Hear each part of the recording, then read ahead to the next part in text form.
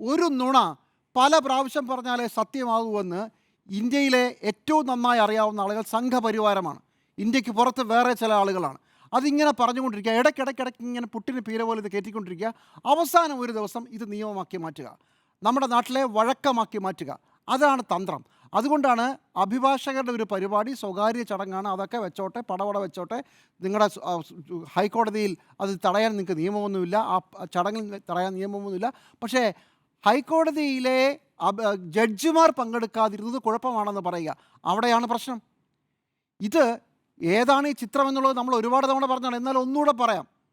കാവിക്കൊടിയാണ്. ഭാരതാംബയാണെങ്കിൽ ഭാരതത്തിനൊരു കൊടിയുണ്ട്, അതല്ല, അതൊരു കാവിക്കൊടിയാണ്.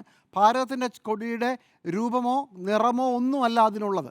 അതിനുശേഷമോ ചില ചിത്രങ്ങൾ സിംഹമുണ്ട്, ചില ചിത്രത്തിൽ കാവിക്കൊടിയേന്തിയ സ്ത്രീ മാത്രമാണ്. അതിനുശേഷം അതിൻ്റെ പിന്നിൽ ഇന്ത്യയുടെ എന്ന് പറയുന്ന ഇന്ത്യയുടെ രാഷ്ട്രീയ ഭൂപടവുമായി ഒരു ബന്ധവുമില്ലാത്ത ഒരു മാപ്പുണ്ട്. ആ മാപ്പിൽ ഇന്ത്യ കൂടാതെ 11 രാജ്യങ്ങൾ കൂടിയുണ്ട് കേട്ടോ. ചില മാപ്പിനകത്ത് ഫിലിപ്പൈൻസും തായ്ലൻഡും വരെയുണ്ട്. അങ്ങ് ദൂരെ അഫ്ഗാനിസ്ഥാൻ വരെയുണ്ട്.